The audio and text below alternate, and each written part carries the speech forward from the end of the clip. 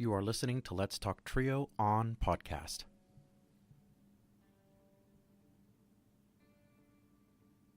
This podcast episode was recorded November 1st, 2018.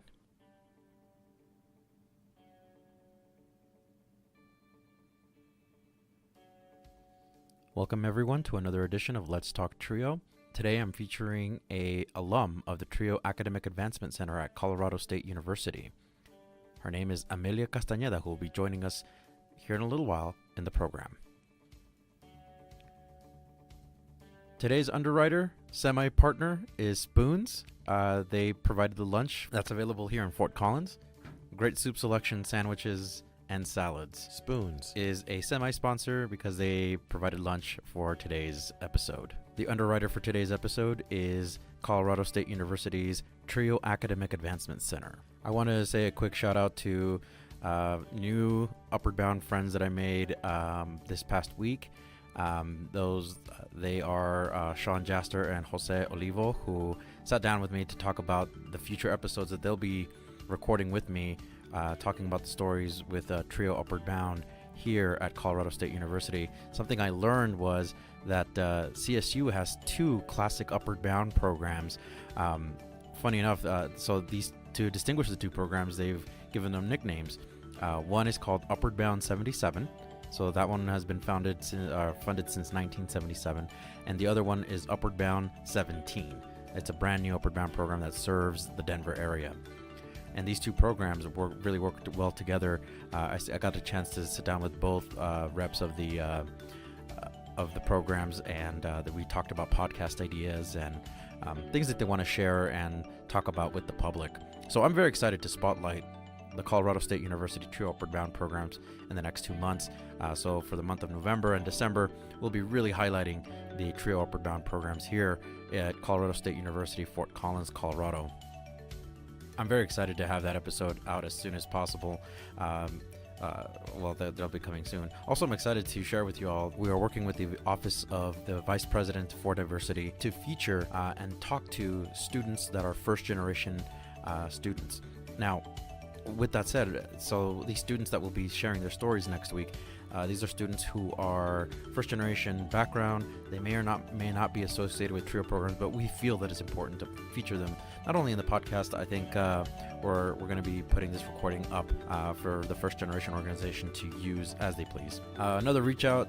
I'm really wanting to reach out to everyone again, just to remind you that we are on Patreon. We are looking to get sponsored. That way we can keep these shows commercial-free. I've heard the podcasts on various formats, from Apple all the way down to Podbean, all the way down to Blueberry, all those podcast formats. They're great, but in order for those programs to continue, they've received some sort of funding.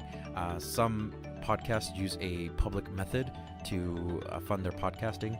Others use private corporate monetization. Again, I've chosen to forego private monetization. You can hear me out on this, that my goal is to make Let's Talk Trio almost a part-time job for me, and I can certainly continue recording stories and reaching out to various institutions and talking to them about their Trio programs, or even students talking about the Trio program. So what I want to do, ultimately my goal, is to just receive public funding and be able to get the hardware, the equipment, the software needed to record high-quality episodes for Let's Talk Trio.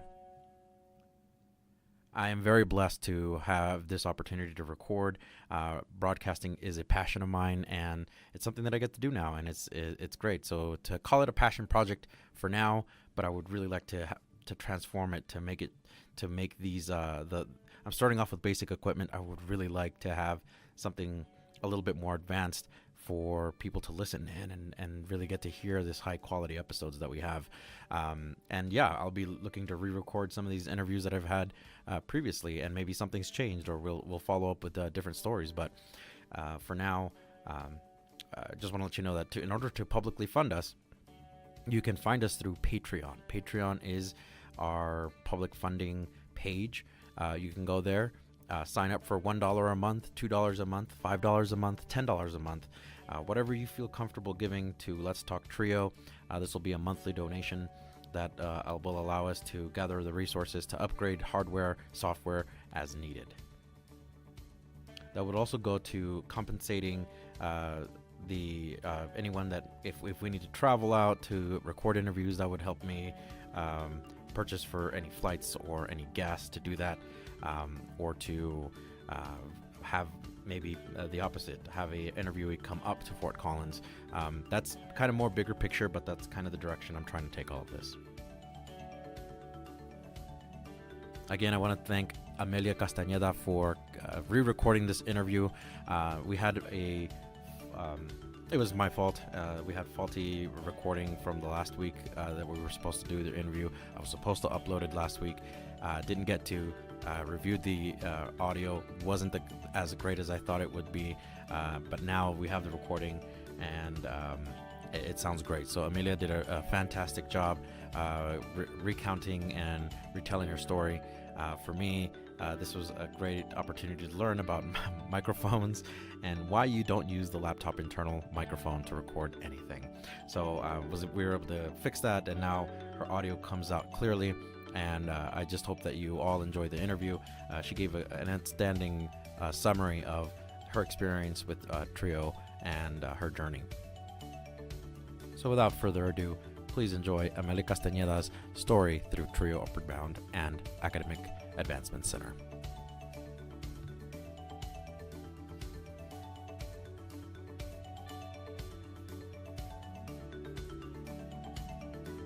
Okay, so again, Amelia, thank you so much. I'm sorry for ruining the No, you're fine. last time. Hopefully the spoons and the snickerdoodle cookie It's makes up for wonderful. it. It's wonderful. Thank you. You're very welcome. Amelia, thank you so much for agreeing to do a makeup interview or course. re-record your interview. It was my fault. The internal mic picked up the recording, and it wasn't the default microphone that I usually use. Yeah. So I'm very sorry. So again, hopefully No the problem. spoons and the cookie makes up for it. It really does, but it's okay. You didn't have to. You didn't have to. Technology happens all the time. Right. Yeah, and you were a journalism major. Yeah. So I figured. This happens all the time, Juan, and this happened every other story, I feel like. So definitely understandable. So don't worry. You didn't have to bring me spoons, but I do appreciate it. Thank you. Thank you very much for accepting Yeah. the food offer. We're breaking bread. So I have Amelia Castañeda from the Trio Academic Advancement Center. Yeah. And she is a retention specialist. Correct. So tell us a little bit about your position, Amelia, as it relates to the Trio Academic Advancement Center. Yeah, so I actually just started this position. I got hired in September. Yeah, September. I was like, what month is this? So I got hired in September. So I'm fairly new in this position, but truly my position is really to meet with students, provide any support, any guidance, any mentorship, and really get to know my students. And a lot of the students that we work with are first gen, are low income, or have a disability. And so being able to be a support system to them, cheering them on through their academics as well as their personal lives, is truly what I do in a broad explanation. Yeah. Right on. And the passion must have come from somewhere. Can you tell the audience a little bit about what brought you to work for Trio? Do you have any sort of experience being in higher education or working with programs or being part of programs like that? Yeah, definitely. So I think my involvement with Trio is truly the reason why I decided to take this position, actually. We'll just go back a few years ago to high school. I was part of the Upper Bound Trio program. Through Colorado State? Yes, through CSU. And so it's actually a funny story. My aunt has someone related to her was in the program, and so they shared that interest to my older brother, who just actually graduated as well. And so he got involved with Upward Bound, and then seeing his experience, I decided to also apply for it, and went through the interview, the application process as well, and it was a wonderful opportunity. I think I joined my sophomore year of high school, and so that program really helped me get here to CSU. I graduated from CSU actually in May with a journalism degree, as you mentioned. Congratulations. Thank you. And so it brought me here. And here at CSU, I got involved with the Academic Advancement Center, again, following that TRIO path, trying to find a support system here on campus, a home away from home. And so got involved. I became also a group navigator my junior year. And so I was able to kind of mentor students and really, I think that's where it really started for me. I really found a passion with that. And I wasn't quite sure if I wanted to do that as a career. Again, I majored in journalism, so the ideal career path that I wanted to go into was broadcast. And so if you would have asked me in April, May, I would have told you that I wanted to do some type of broadcast career. And then this opportunity came out of nowhere, and something in my heart told me to take it. And here I am. And so... And they're very, very fortunate to have you because thank you. From what I'm hearing, right, you're doing excellent work here, and Thank you're you. engaging students and Yeah. making sure that they stay with their college coursework. Yeah.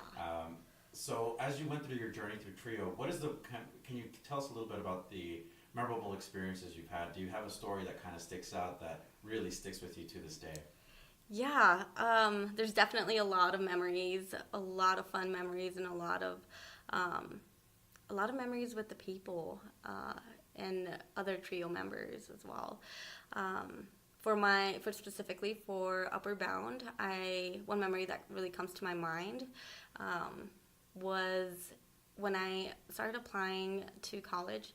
I wasn't familiar with any of the process. My parents weren't familiar with it either. In fact, they dropped out in middle school, elementary school, and so they didn't really know what I was doing or going through, but they were there to support me. But yeah, so in TRIO Upper Bound, they provide mentorship, and they guide you through every step of the process to coming to a university, not necessarily CSU, to any university. And so I remember applying for the Daniels Fund Scholarship, and back then my academic advisor was Scott. And so he came in. Usually the advisors go to your schools and meet with the students and provide tutoring or provide any assistance.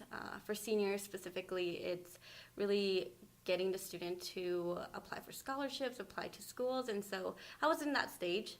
And I remember he got me out of class, and I was really excited to see him, but the first thing he asked me was, did you finish your Daniels Fund Scholarship application?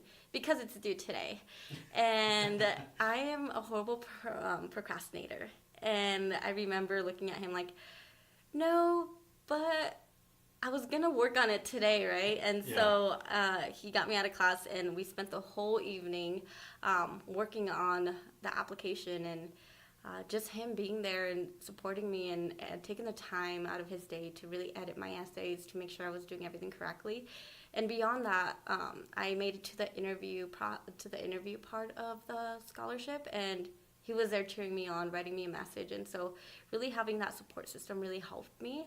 I think that's one of the most memorable moments I have. And I think also was the fact that through this program, we were able to stay here at CSU over the summers. And every summer was memorable, especially with Sean. He's such a wonderful man. He made every summer experience wonderful. We did a lot. We took classes up here. We created bonds with other TRIO students who were in the same program, and we truly created a family in that program. That's amazing. And so here at the AEC, so now talking about the AEC, I think my very first encounter with my retention specialist was the most memorable moment. Back then, it was my first time really sitting down with someone and telling them about my experience as a student, as a first-gen student, as a woman of color on a campus that is predominantly white. And so being able to talk about the struggles that I was facing and not necessarily just in school, but also back home. As first-gen students, a lot of our family is dependent on us, and so when we leave back home, it's something that we have to. It's one of the challenges that we have to work with throughout undergrad, and that was for me. My mom was really dependent on me. My mom is undocumented. She only speaks Spanish, and so for her, I was really the key to taking her to places, taking her to appointments that my siblings had, being able to translate for her when needed. And so for her, me leaving home was like me leaving to a whole different country, really far. And so, coming here, I really needed someone. I was looking for someone to really understand what I was going through. Mm-hmm. And back then, Penny was my retention specialist. I remember sitting down, and we sat down for over an hour, and we just talked about life. Where was I at? What was I struggling with? What was going well? How was my family back home? How was that relationship? And so I think that really having a support system here at CSU is a reason why I stayed here at CSU, because I truly don't think I would have stayed on a campus feeling the way that I was feeling. But yeah, that really helped. Very good. Mm-hmm. I think that a lot of people, when they talk about college students, they automatically make a lot of assumptions of, well, they have the support or they have the network necessary to succeed. For you, it was evident that, coming away or leaving home is a monumental shift for your family, because now it's you leaving and it's changing everything, every dynamic at home. So you coming up here to take care of classes and to do all of that, you would need that additional support, because again, first generation low income students don't know how to navigate that very well. So how is it for you to kind of have that support and to help navigate college? It was truly a wonderful support. I think that the support really helped me academically and on a personal level. I think that... Sorry, you're hearing the noise in the background? That's the train. That is a train, right? And my office is right next to the train, so... Should I wait a little bit? You can talk through it, or we can wait. I'm going to probably edit all this stuff out. Okay, perfect. I'll include it in the bloopers. Okay. For the podcast. There will be a bloopers. Okay, so your question again was, how has this program supported me? Yeah. How has it supported you? What challenges did it help you overcome? Yeah, so I think right off the bat when I was in undergrad, it was really finding a space where I felt connected, and I felt like I was in a space where other students that shared the same. When other students shared the same identities as I did, or at least one identity, it didn't have to be all of them, and the AC really captured that. And so I enjoyed coming here, and being supported in that manner, I think, is also important to note. Just being surrounded by other first-gen students, other students of color, I think that the AAC does a really good job in capturing that. And so I think that from the start, I think that was one of the biggest supports that the AC in general provided. Awesome. And then again, like meeting with my retention specialist, anything that I had concerns related to financial aid, tutoring. I was that type of student that I was ashamed to get tutoring, and I had a difficult time asking for help, going to my professor's office hours. And so for me, that was definitely a challenge. And with my retention specialist, I was able to navigate that. And I had someone that was able to tell me that it's okay to ask for help, that it's completely normal. So definitely, I feel like I grew a lot from my first year to my senior year, thanks to this program. Very cool. Yeah. I think that Upward Bound programs, Trio Student Support Services programs, or AAC programs, recognized here at CSU, that there are a lot of challenges that come up with being a college student, and it certainly helps to have a program and people that are dedicated to helping students kind of break down the myth of college, right? Right. Because as a first generation student, right, we make these assumptions of like, well, there's not going to be anybody there to guide me. Tutoring is going to be a negative stigma. It's only for the students that are not doing well, right? So we kind of fall into that trap of making a lot of assumptions of college. What is the biggest myth that the TRIO Academic Advancement Center or the Upward Bound program helped you break? I think that for me, it's the idea of asking for help. I think I just talked about it, but truly, I came from a high school where I had a 4.1 GPA. I graduated with a 4.1, and I took some community college courses during high school as well. And so you seemed like you were very independent, like very go-getter. Yeah, I guess so. I guess you can say that. And so coming here to CSU, I was already used to, like you said, being independent. So I didn't really ask for help or reach out to anyone. And aside from like my Upward Bound advisor, that's someone that I felt comfortable asking for help, but they weren't always there during classes. So I never really asked for help. And so when I came to CSU, and I remember taking my chemistry course and failing the exam, I went through the whole stage of questioning if I was even worth being here at CSU. It was the first time I failed anything, so really questioning myself and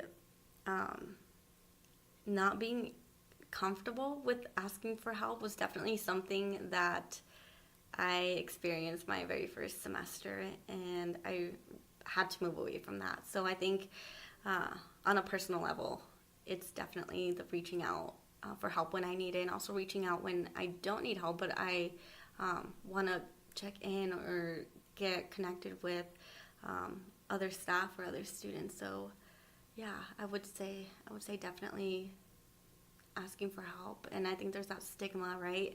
That if you only reach for help if you aren't doing so well, and there's like a negative connotation to that.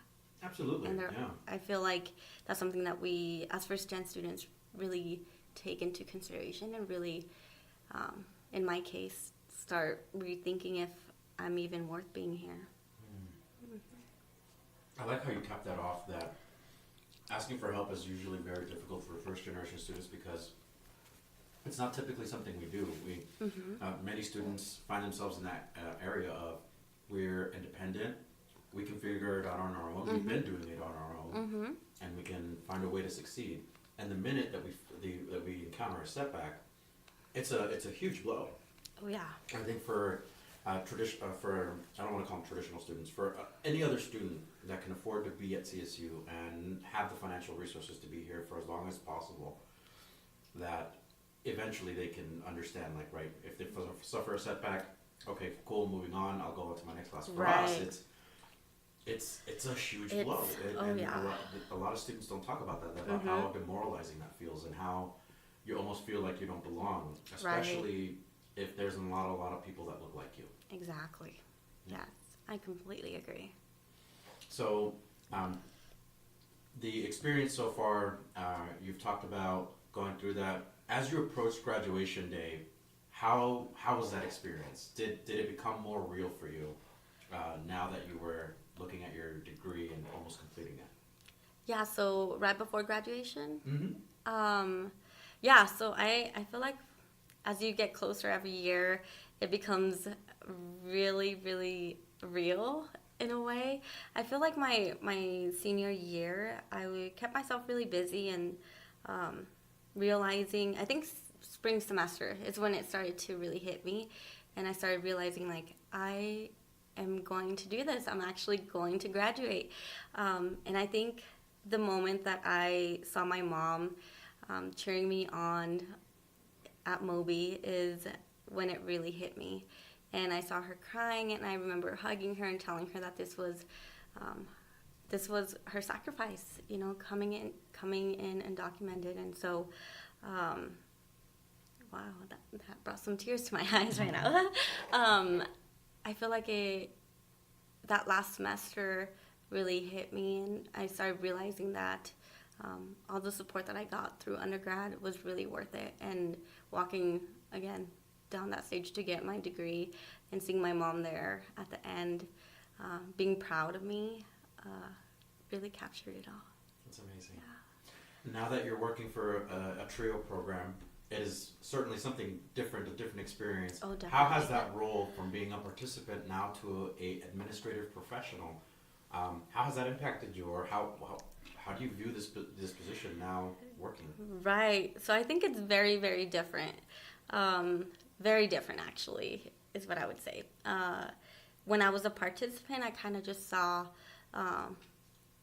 the top layers. So I saw that retention specialist met with their students. I participated in those meetings. When I was a group navigator, I helped navigate and talk to students. And so now that I am a professional and I get to do this amazing work, it's very different. Mm-hmm. I would say it's very different. The impact is bigger. I feel like I am the key to the student and creating their experience here at the AAC. Yeah. And so it's very different. It's really rewarding. It's challenging. There's a lot of learning. I've learned a lot these last few months. I think it's 1 month. I started in September. So I've learned a lot these last few weeks in my role, and the importance, and really adjusting things and putting the students' interest first. That's awesome. Mm-hmm. I think that now you realizing kind of the role as a professional, I heard you kind of laugh when you said professional, because it certainly is a different class, right? It's now experiencing the quote-unquote real world through an administrative professional's lens, mm-hmm. and now you're impacting, giving back that impact to students. So praise you and kudos to you for graduating and the journey that you have had to go through. Thank you. Absolutely. Thank you. So to kind of wrap up the podcast, is there a word of advice, or so I like to always end my podcast asking kind of just a general question to the interviewee about last minute thoughts, or something that you would impart knowledge to students, or maybe to another administrative professional thinking about wanting to work for TRIO. You can speak to any one of those, all of those, whatever you'd like to do. Yeah, I would say to a professional wanting to work with TRIO, I would say do it. It's an amazing experience. It will impact your whole life. Even as a participant of TRIO programs, I feel like this position really continues to impact me. For any student who is able to partake in TRIO programs, definitely do it. I feel like you will get the support that you need to succeed, and you will get a family overall. And I feel like for anyone any student in their undergrad or thinking of pursuing higher education, I would say, I actually have a quote back here. That's right. I'll share. No, you're fine. The quote that I have back here is, "Todo en esta vida se puede." Everything in this life is possible. And so I feel like if any student is thinking of pursuing higher education, I think they definitely should. And if that's something they want to do, definitely do it. Awesome. Amelia, thank you so much for taking your time for today and for the day and doing this interview. I appreciate you re-recording it since you did it last week. And Not a problem. Terrible. That was my fault. Not a problem. And I'm very happy that you're enjoying the spoons. Mm-hmm. So this segment of the episode kind of semi-sponsored by Spoons, who gave us lunch. Hopefully they'll sponsor you. That would be great. Wonderful. Spoons sponsor Juan. Yes, please sponsor the podcast. So Amelia, again, thank you so much. Mm-hmm. Very much appreciate your journey, working with now TRIO, mm-hmm. and giving back. So we really appreciate all the work that you're doing. And thank you. I appreciate that. I would like to thank my guest, Amelia Castañeda, the retention specialist for the TRIO Academic Advancement Center at Colorado State University. I'd also like to give my acknowledgement to my program advisor and honorary co-host, Mr. Roderick Chambers. Special recognition also goes out to Mr. Scott Kendall, who is our program advisor and tech advisor. Special thanks to bensound.com for providing the royalty-free music you're hearing today. If you ever want to be featured on Let's Talk Trio, you may get a hold of me by emailing me, Juan, Juan, Rivas, Rivas, 583 at yahoo.com. Or you can look me up on Facebook under Let's Talk Trio, our official Facebook page. We are also found on Patreon. Please consider giving to Let's Talk Trio to keep the program funded and to upgrade our hardware, our software, and to accommodate for any possible travel to interviewees all over the nation. I want to say thank you to all the Trio programs out there doing their jobs. Special thanks to the Colorado State University Trio programs who are going to be our special guest spotlights for the next 2 months. So for the month of November and December, we're highlighting the Trio Colorado State University programs. Next week, Let's Talk Trio will be on site to interview students from first generation backgrounds, whether or not they are with Trio programs. So they will be here to discuss their story and their journeys as first generation college students. Thank you all very much for listening. Stay tuned for the next episode.